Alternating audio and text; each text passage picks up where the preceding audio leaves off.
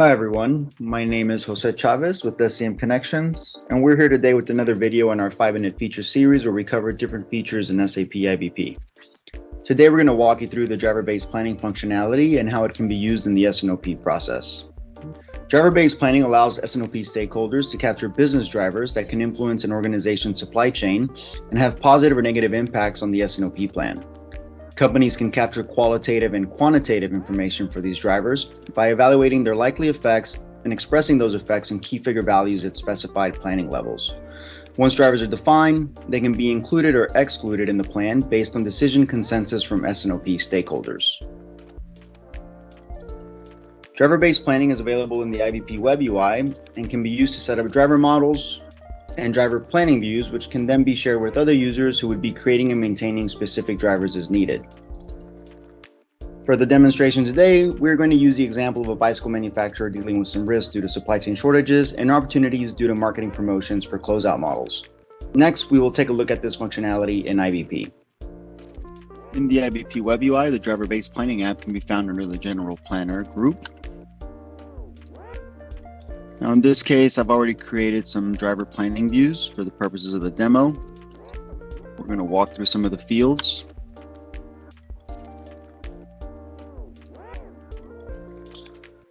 So a few key callouts here. We want to name our driver planning view, set our planning area. We have the option for the versions, our time periods. Now under attributes, we're going to get driver type. Now this dropdown includes all the master data types. We've selected the risk and opportunities master data type, which comes standard with the unified planning area. And we've included all the attributes within that master data type. We set our planning level, in this case, product family and customer region. We've selected our risk and opportunities aggregated sales quantity key figure. I've also gone ahead and pre-configured some charts for the purposes of this example, and I've added them here. I've also applied a planning filter called DBP demo. And at the bottom, we have the option to share this driver planning view with specific business users. These would be the users that would be creating and maintaining specific drivers during the planning cycles. Once we're all done making our edits, we can save.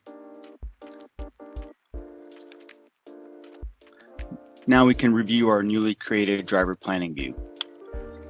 The driver-based planning view screen features an area for any selected charts and an Excel-like view of specific drivers. For demo purposes, I've already created an opportunity driver for an upcoming promotion of closeout models for the mountain bike product family in the East Coast region. The summary view shows the aggregated driver value for the period range defined when the driver was set up. In this case, 150 units for the period of July through September. Details view shows the disaggregated key figure value at monthly buckets, in this case 50 units per month. Next, we will create a new driver for a newly identified risk. When creating a new driver, they can either be created from the summary view or from the separate driver view. In this case, we're going to create it in the separate driver view. Creating the driver requires populating the attributes defined during creation of the driver-based planning view. In this case, a risk due to a wheel shortage with a very high priority affecting mountain bikes for the East Coast region. The risk will only be applied to August and September months, and the impact is expected to be a negative 50 units. Back on the main driver screen, we can now see our new risk for the negative 50 units being applied to the period range of August and September. Clicking the Details tab will show the disaggregation into the monthly buckets. Also note that our chart showing total risk and opportunities now reflects a bar for total risks. Now that our drivers have been created, to see them in our consensus demand, we need to update the include in plan attribute. The attribute accepts a 0 or 1. In this case, the 1 tells the system to include the driver in the consensus demand plan. When the values are changed in this view, they will turn orange while the system saves the data. Once the grid is refreshed and the data is saved, the values now appear in the same color as the rest of the grid. Once our values have been saved, note the top left chart showing the consensus demand quantity. If we refresh the chart, we'll now see the additional 50 units in each month. Refreshing the revenue chart will also show an additional line for the consensus revenue, including the opportunity driver.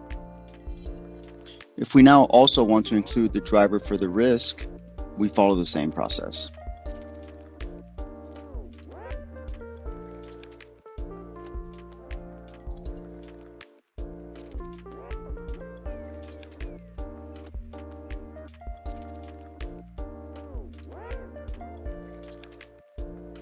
In this case, the negative 50 units was disaggregated only to the months of August and September. So refreshing our charts is going to show the delta between the opportunity and the risk.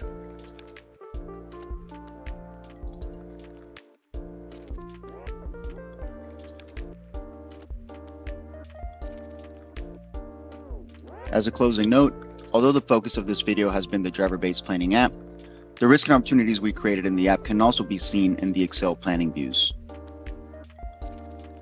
The aggregated driver values that were created would also be disaggregated down to lower levels such as products and customers. Hope you enjoyed this overview of driver-based planning in this 5-minute feature. I'm Jose Chavez from SCM Connections, and thank you for watching.